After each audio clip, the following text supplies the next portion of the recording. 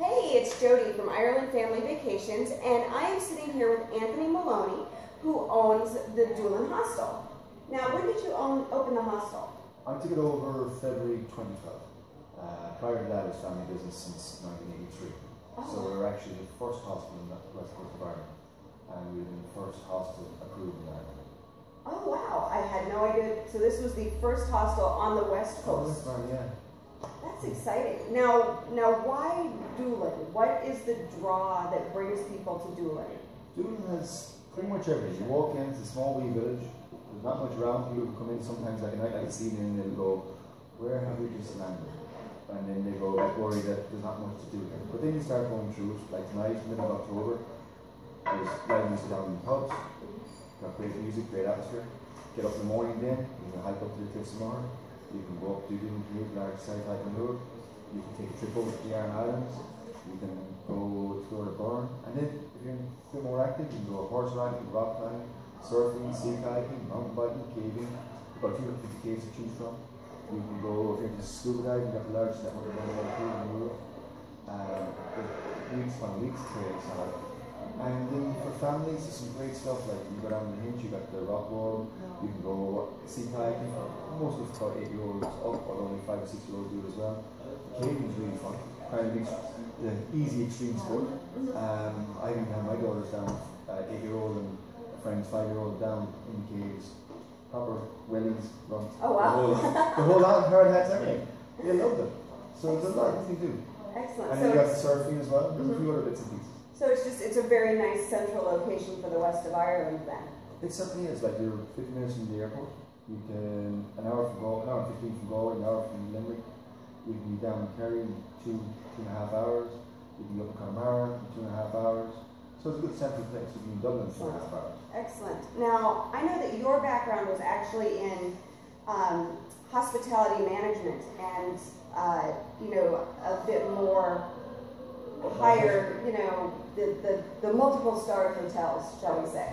And so you came back to Ireland and you decided to buy a hostel.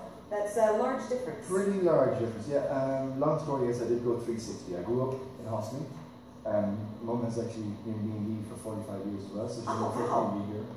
And we used to run a chipper, and then my father turned us in 83 into a hostel, and then I went off and did 3-star, 4-star, 5-star, some pretty high-end places, and came back managing hotels. My last job I had 110 employees, but now I got 2 young kids, a 4-year-old and an 8-year-old, and yeah, I was working hard for everybody else. I was like, this building was my parents are at retirement age, so I said, all right, bring a place for these kids, why not? So we came back in the middle of the downturn and started investing in it and built it up to a hospital. And we can put our own staff in it. It's the great thing about hospital is there's no rule. Like you have a minimum requirements, but a hospital can run like a 5-star, but a 5-star can't run like a hospital. Good point. Now, this is my family's first hosteling experience. In America, especially, you don't think of hostels when you think of family travel.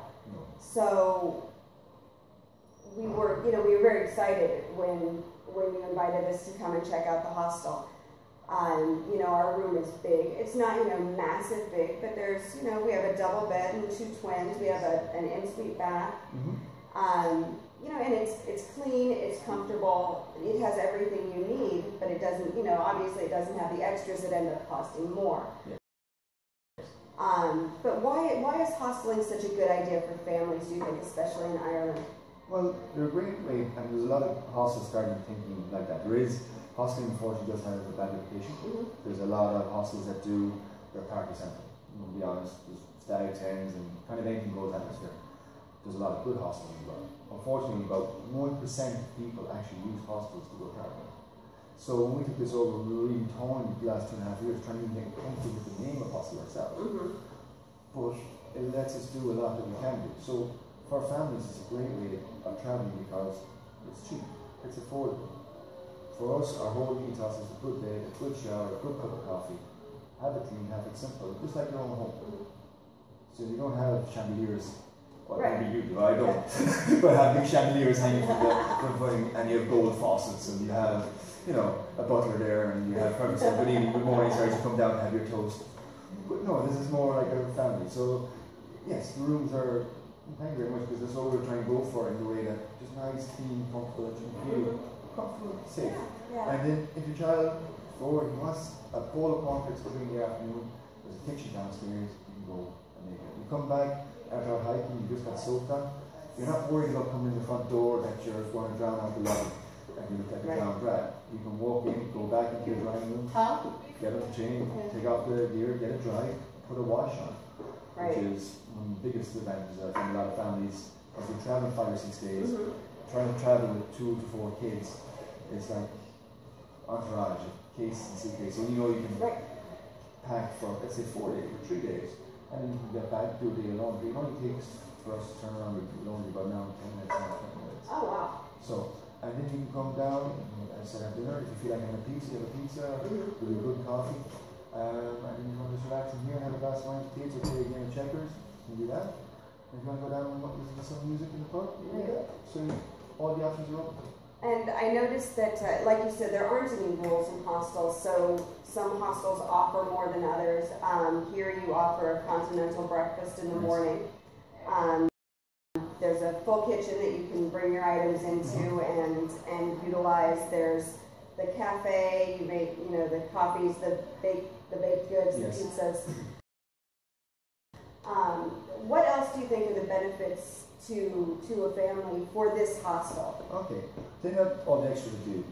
The best thing is if you're traveling with 2 kids plus there's 4 of them, it's impossible to get a room for 4. Most hotel rooms will take 3. A city hotel definitely. You might be lucky with some odd family rooms in some hotels, but it's not a standard. It's normally only 3. If you have 3 kids or more, it's impossible.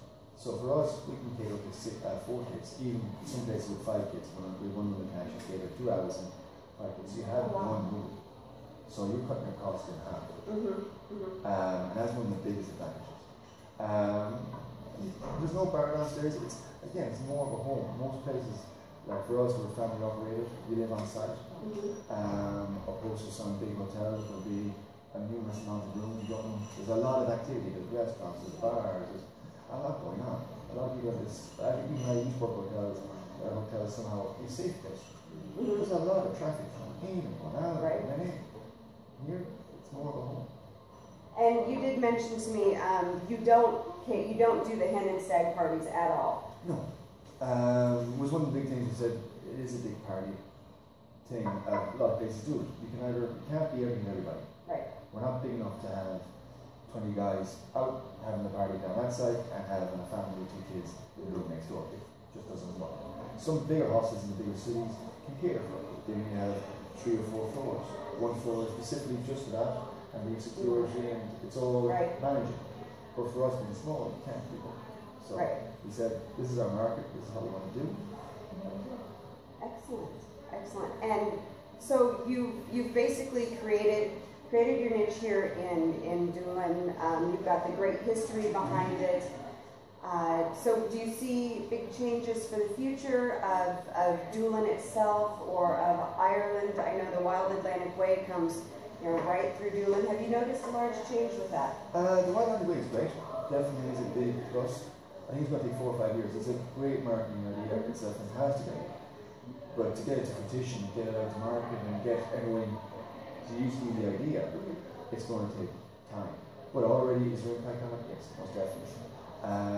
Is Ireland going to change? Hopefully not. It was 6-7 years ago. Yeah, there was a lot of change. Whereas now I think people are starting to realise, change isn't always that good. Regarding Doolin, do I hope to see it changing much? Not too much. To be honest, the great thing about here is there's no big hotels, there's no big chain restaurants, there's no big wheel. It's all small, operated individual properties. And as long as it stays that way. And the good thing is a lot of farmers around here as well who probably have the same business they have been doing. And the old saying goes around here, you never sell your field beside your house. Oh, excellent.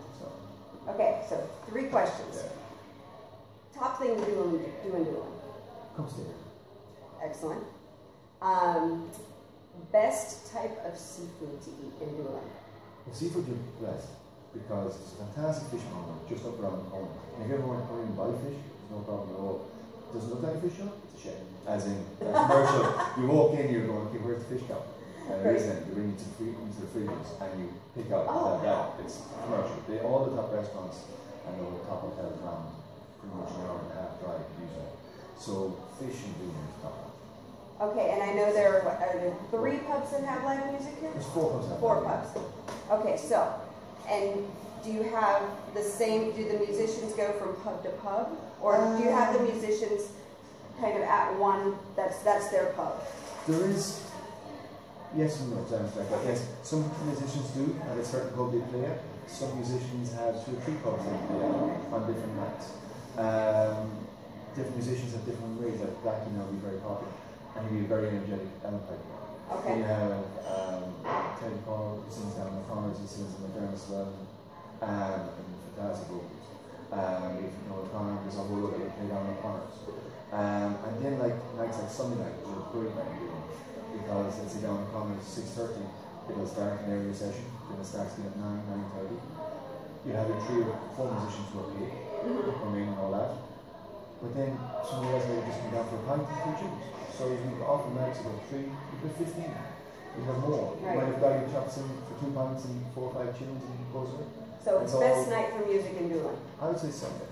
Excellent. And then Monday in McDermott's would be Blackie plays most of the time in McDermott's. Sunday to Tuesday actually. This is my favourite. Sunday to Tuesday. See, Yeah. and you would think it would be the weekends?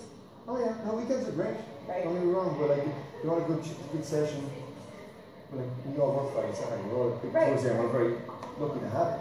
And the music is really good, and a lot of people do play on it. But it's like festivals.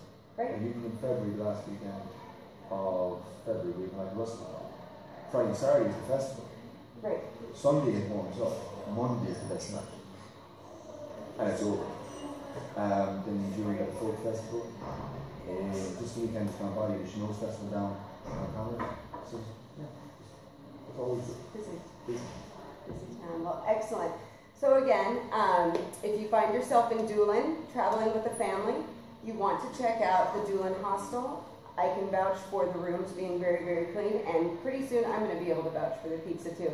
Thanks so much for watching. Catch you later. Thank you.